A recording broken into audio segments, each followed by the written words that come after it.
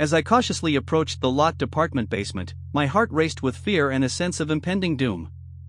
The air was thick with tension, each step felt like a descent into darkness. The doors were tight shut, their hinges creaking ominously underfoot, as if they were waiting for someone or something to come through. The sound of footsteps echoed in the dimly lit hallway, a constant reminder of the unknown lurking behind those closed doors. I pushed open the heavy wooden door slowly, my pulse quickening with every inch of movement. The cold metal felt like an icy hand on my skin, piercing the surface of my gloves. Inside, the silence was deafening, broken only by the faint hum of machinery that seemed to echo through the walls. Each breath became heavier, and my mind raced with unease, each word leading deeper into the abyss of terror.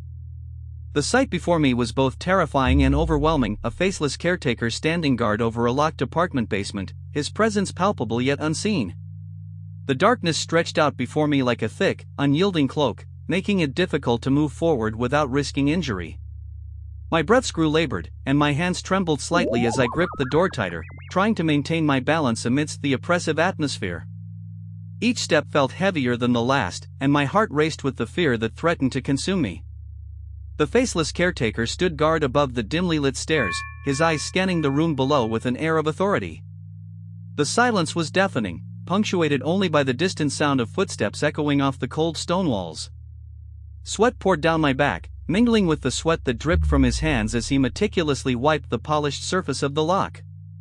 His presence was so elusive that even the faintest sound could be mistaken for his own breathing, but I couldn't shake the feeling that someone was watching me.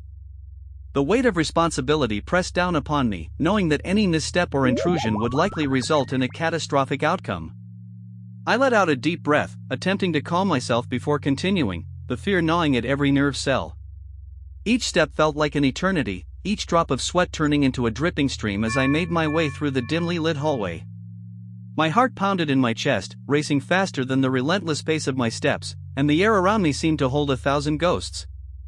I knew that beneath the surface of this facade of normalcy lay a cruel truth, a twisted reality where the mere act of entering a locked room allowed evil to take root within its very confines. Every moment was a battle against the darkness that lurked within, and I couldn't help but feel a mixture of hope and despair mixed in with the growing dread. My heart thumped painfully in my chest, each beat echoing through the narrow hallway that led down to the basement. The air here was thick with an otherworldly, almost ethereal quality, as if it were filled with the whispered secrets of a forgotten civilization. I felt like a ghost among the living, trapped between the present and the past, neither truly mine nor just another victim of whatever horrors lay beyond. As I made my way deeper into the basement, the walls began to close in, encasing me in a world that seemed both familiar yet alien. Shadows danced on the metal surfaces, their shapes shifting and changing under my eyes. Every step was a calculated risk, every breath a desperate attempt to keep up. The echoes of footsteps echoed through the halls, a constant reminder of those who would not leave the scene behind. Suddenly, I heard a faint rustling in the corner of my vision, like whispers from a darkened chamber. A hand reached out, palm to palm, and caught my wrist. Instinctively, I pulled away, gasping for air as fear gripped my lungs. The creature moved closer, its features etched with a cold, unforgiving gaze.